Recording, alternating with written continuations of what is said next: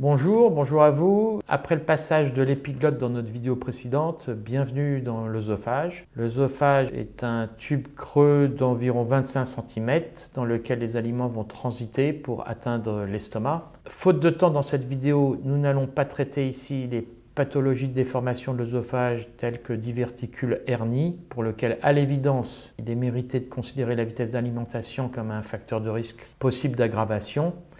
Et nous allons nous concentrer simplement sur la pathologie de l'œsophage qui est la plus courante, qui est le reflux gastrique œsophagien, RGO, dont beaucoup de vos patients doivent souffrir. Le reflux gastrique, qui comme son nom l'indique, vous remarquerez le lexique, est un reflux des acides de l'estomac qui remontent et refluent dans l'œsophage.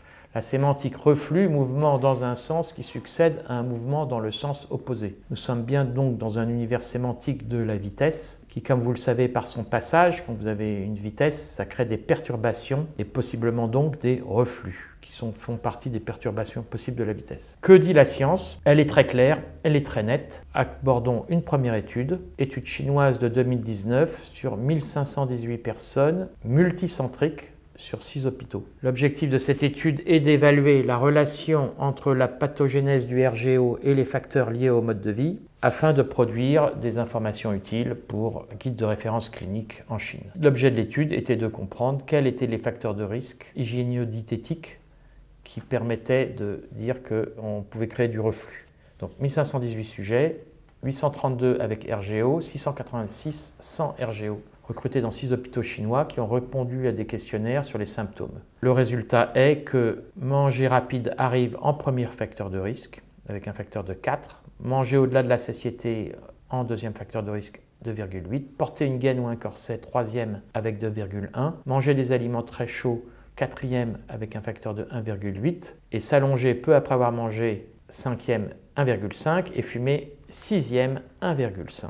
Conclusion, des modifications du mode de vie peuvent améliorer l'efficacité des médicaments chez les patients atteints de RGO. De nombreuses habitudes comme manger trop vite, manger trop rassasié ont été associées à la pathogénèse du RGO. Donc vous l'avez compris, premier facteur de risque hygiéno-diététique. Maintenant, il y a des études qui précisent, on va dire, les augmentations de RGO chez les mangeurs rapides. Là, je vous cite une étude de 2004 sur 20 personnes saines. Ces personnes ont pris un repas en 5 minutes ou en 30 minutes et ont été mesurés les épisodes de RGO.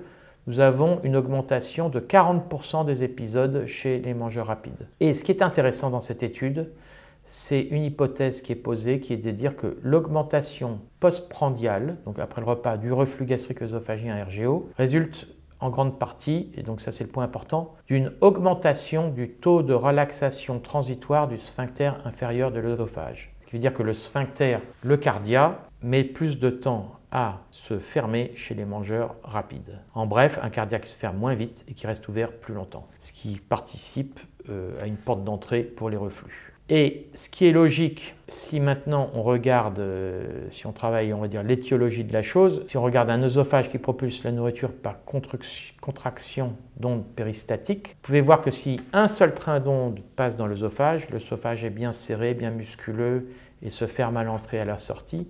Tandis que si plusieurs trains d'ondes cohabitent dans un même œsophage, la tension va devenir telle que le cardia aura plus de mal à se fermer.